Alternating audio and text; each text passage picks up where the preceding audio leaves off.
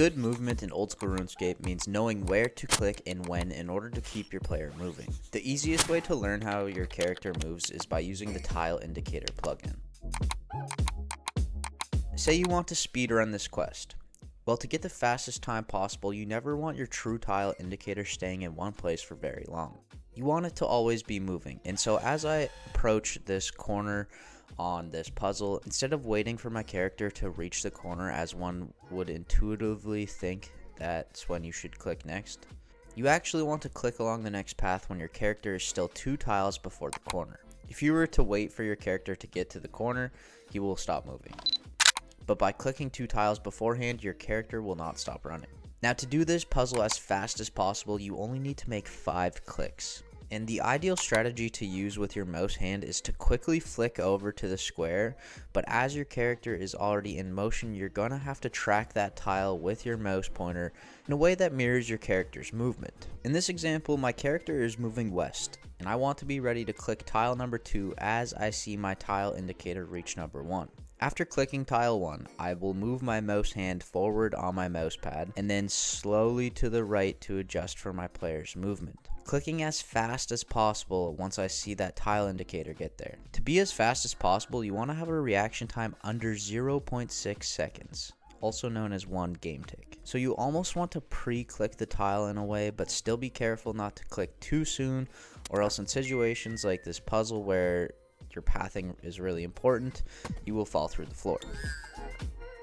In other puzzles, you can skip the corners by understanding how to tile skip, but I will save tile skipping for another video. Instead of tracking, you can also choose to just aim for a different spot that is slightly adjusted for how your screen is going to move. Jumping from pillar to pillar here is a very good example of this. I could track the next pillar as my character jumps through the air, or I can aim slightly off of the pillar to adjust for how the screen's going to move as the animation occurs.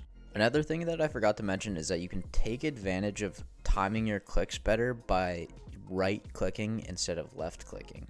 When you right click the tile that you are aiming for next, it doesn't matter where that menu ends up moving on screen as your player continues to move. Whenever you decide to click walk here, your character will simply move to that tile that you originally right clicked.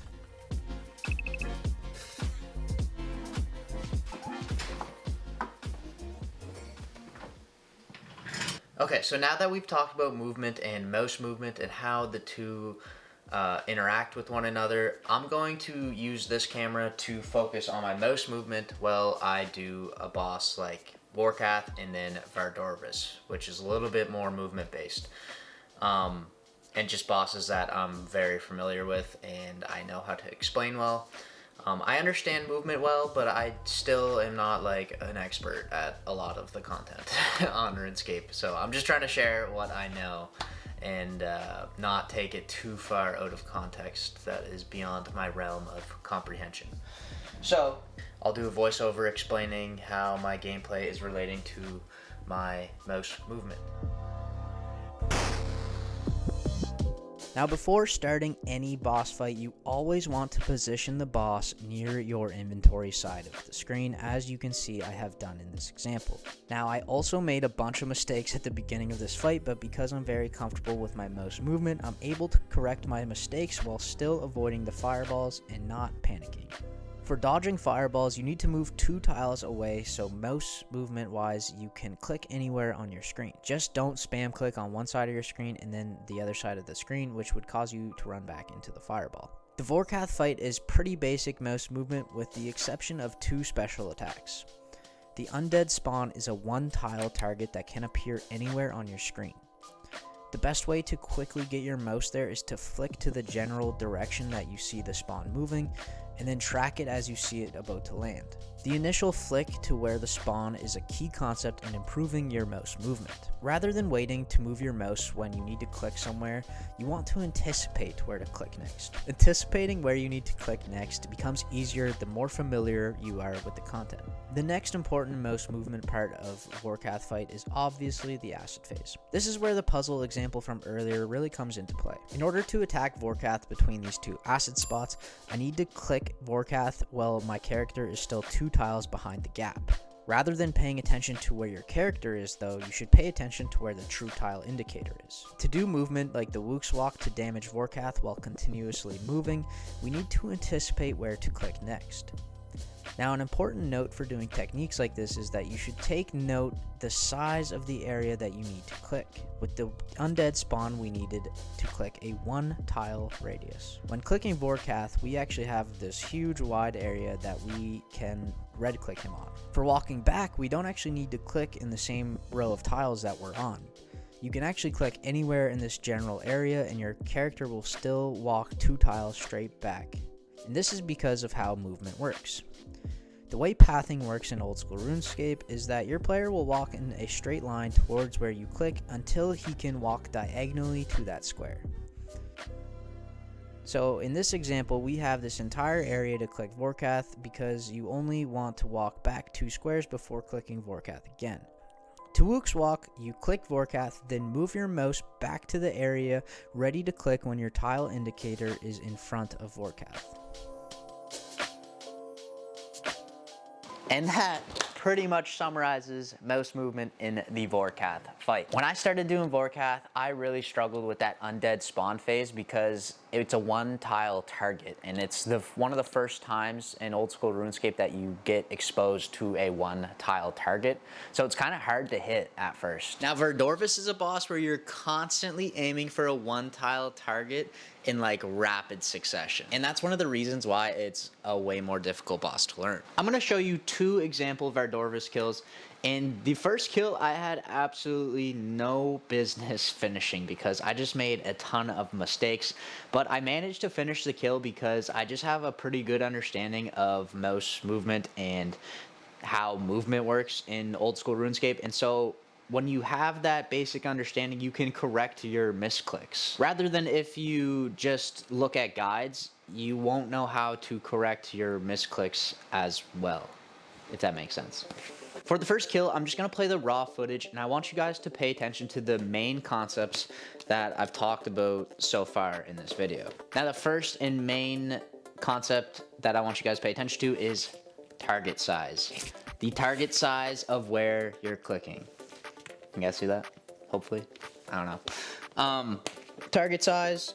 The second one, what we got? Oh. Concept number 2 is anticipating. Anticipating where to click next. It's like so key in all RuneScape content. All RuneScape content that's difficult. The third concept to understand is when to right click versus left click. Verdorvis is a boss where right clicking is super nifty. Super nifty, alright? I think this is the last one. Yeah, last one, alright. 4. Okay, the fourth main concept, flicking versus tracking mouse movement.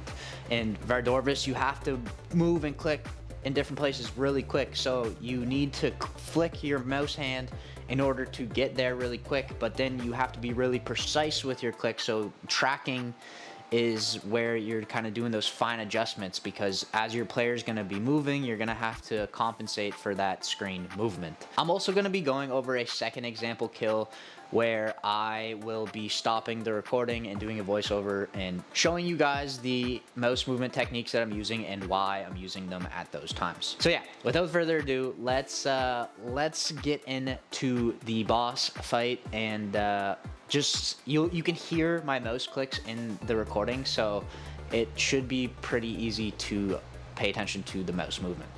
So Verdorvis is a much more mechanically challenging boss. Not only do you have to know a lot more about the mouse mechanics, you have to be a lot better with your mouse movement in general. It needs to be a lot more accurate. The tolerance for misclicks is a lot more strict than a lot of content in old school RuneScape. Okay. So already we're using the right click method.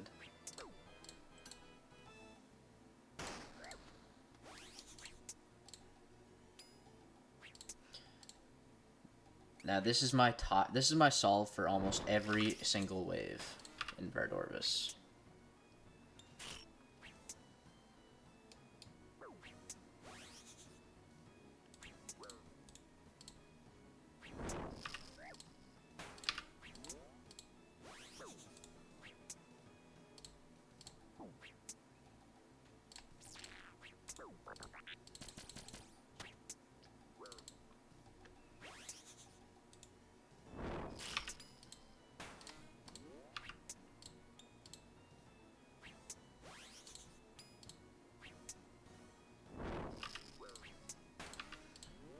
So he's about to be in his enraged state, and that's where things actually get interesting.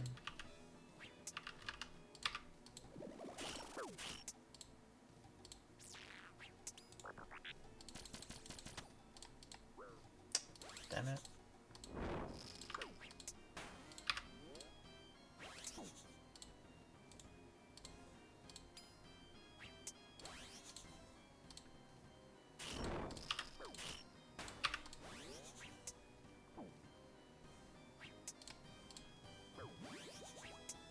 So a lot of mistakes have been made because I misclicked.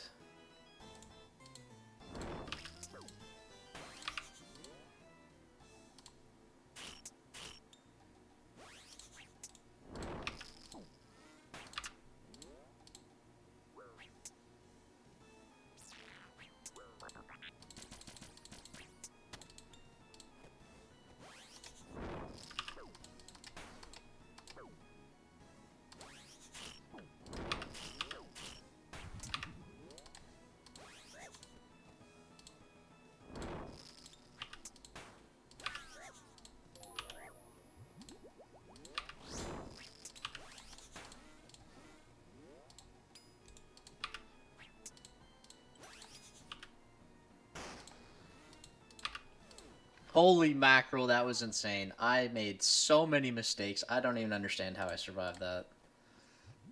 That was like the longest fight ever. 2.5 minutes. Not that long, but yeah, just so many misclicks. Alright homies, in this fight you need to be constantly moving to be dodging the axes, but you also want to be attacking constantly. Now the strategy that you just watched me use and what a lot of other players will use is called axe skipping. This involves standing against a wall because you can't get hit by these little pop-up things if you're standing against a wall, so it's one less thing to worry about dodging.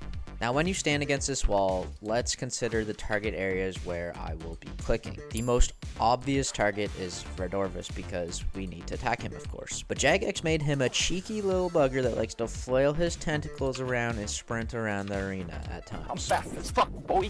Now I'm guessing that this was probably intentional so that players will miss their click on him or click him accidentally when you're trying to move. The other targets we have are these highlighted tiles. By moving to one of these locations while standing against the wall, we can avoid being damaged by any combination of axes. If you get in a pickle, instead of clicking these one tile targets, you can actually click these wider areas in the two corners that are behind the highlighted tiles, and it will solve for most axe combinations as well. The trick is that these wider areas only work if you immediately click to attack Verdorvis after your player starts to move, and this is in order to make your player stop. If you click anywhere above the highlighted tile, you will run forwards instead of sideways. But if you click down in the corners, then you will run here, which is also a safe location. Ideally, you want to click on the highlighted tiles though, because it will help for some of the other mechanics in the boss. But if you're in a pickle and you need to prioritize speed over accuracy,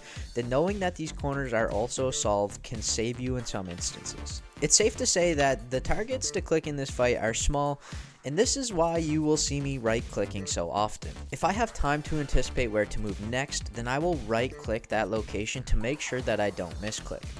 But sometimes you'll see me waiting to click, and you might wonder why not just click that location right away. Well, that's because when considering movement in this fight, besides moving between these three tiles, the only other thing you want to do in the Verdorvis fight is stand still. Kind of weird, right? But not moving is equally as important as moving in this fight. Determining when you stand still is dependent on the attack speed of your weapon. My whip has a 2.4 second attack speed, so every 2.4 seconds I want to make sure that my player is attacking the boss rather than moving. For example, the axes spawn here across the arena and I know that I have to move. However, I know that I don't have to move until the axe is one tile in front of me. What I generally do is wait for an XP drop from my attack, because that is when the 2.4 second interval occurs. and moving after it is the best time to move since I can't attack for another 2.4 seconds. If only 2 seconds go by and then I click to move, the 2.4 second time interval occurs while my player is moving, and therefore I will not be attacking for 3 seconds instead of 2.4, which isn't a huge deal at the end of the day, but if you want to maximize the DPS of your gear setup, then you want to prioritize hitting the boss at the time interval of your weapon. Understanding this time interval and game ticks is something I can explain better in another video, and I have tried to explain in this video here. For this movement video, what you need to know is that after you see the XP drops from your attack in any boss is when you should be moving, is when you want to be clicking another spot to move your player. And if you hit a 0, then another thing that you can pay attention to is the sound effect of your weapon. The main things I want you to take away from this video is to 1. Understand the route that your player will take when moving to a specific tile. Number 2, consider the target size of where you need to click because it makes a difference of how you're going to click that place. Number 3 is to find ways to create bigger target sizes by understanding how your player moves. Number 4 is to always be anticipating where to click next and use methods like right-clicking or tracking mouse movement to help you do so. I apologize that this video turned out to be a little bit more unorganized than I wanted it to be, but I really just tried my best to give high value points for every single second of this video. I will do better to make sure my future videos are organized. But that's all for now. Get out there and take on some new challenges. Keep crushing it, and I'll see you guys in the next video. Peace!